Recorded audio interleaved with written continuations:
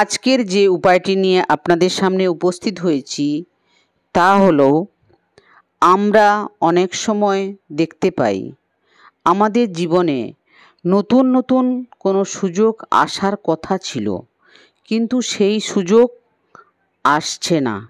হঠাৎ করে কিসের জন্য বাধাপ্রাপ্ত হয়ে যাচ্ছে। জীবনে সুখ শান্তিতে থাকার পরিবেশ ছিল, কিন্তু হঠাৎ করেই পরিবেশটা খারাপ হতে আরম্ভ করেছে। জীবন যেন আর ভালো লাগছে না। অনেক ঈশ্বরের আরাধনা করছেন, ভাবছেন ঈশ্বরের নানা উপায়ও করছেন, ঈশ্বরকে দিনরাত রাখছেন, তা সত্ত্বেও যেন আপনাদের জীবনে পরিবর্তন আসছে না, শুভ সময় আসছে না। শুভ সময় যাতে আসে এবং জীবনের বাধা যাতে সরে যায়, তার জন্য আমাদেরকে করতে হবে কিছু কাজ। সেই কাজটা হচ্ছে, আপনারা অন্তর থেকে ঈশ্বরকে ডাকছেন, সবই ঠিক আছে, কিন্তু দেখা যাবে ঈশ্বরের কোনো আশীর্বাদ যে আপনার ঘরে প্রবেশ করবে, সেই প্রবেশ দ্বারটিও আপনাদের পরিষ্কার পরিচ্ছন্ন নাই। আপনাদের ঘরে নানা জায়গায় নোংরা আবর্জনা হয়ে আছে, সেসব জিনিসকে পরিষ্কার করতে হবে। যখন দেখবেন এইরকম বাধা আসছে, তাহলে আপনারা আপনাদের ঘরের সদর দরজায় উজ্জ্বল আলোর ব্যবস্থা করুন। কারণ ভালো সুযোগ আসার পথ তৈরি হয়েছে, কিন্তু পথ হয়েও আসছে না। সেই বাধাটাকে দূর করার জন্য আপনারা সদর দরজায় উজ্জ্বল আলোর ব্যবস্থা করুন। সদর দরজা কখনো অন্ধকার রাখবেন না, এবং ঘরের যেসব জায়গা অন্ধকার সেই সব জায়গায় আলো দিন। অর্থাৎ সন্ধেবেলা কর্পূর জ্বালিয়ে সেই আলো দেখান অন্ধকার জায়গাগুলোতে। দিনের আলোও সেই সব জায়গায় পৌঁছায় না, তার জন্য আপনারা অবশ্যই আলো দেখান।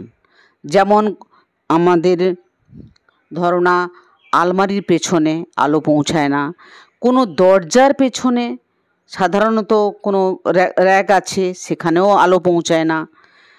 যেসব জায়গায় খাটের তলে যেখানে আলো পৌঁছায় না, সেই সব জায়গায় আলো দিন। অর্থাৎ আপনারা সন্ধেবেলা আলো কর্পূরের আলো করে, কর্পূর জ্বালিয়ে সেই আলো দেখান, কিন্তু সেই আলো খুব সাবধানে দেখান। দেখাতে গিয়ে আবার কোথাও জিনিসপত্র পুড়িয়ে ফেলবেন না।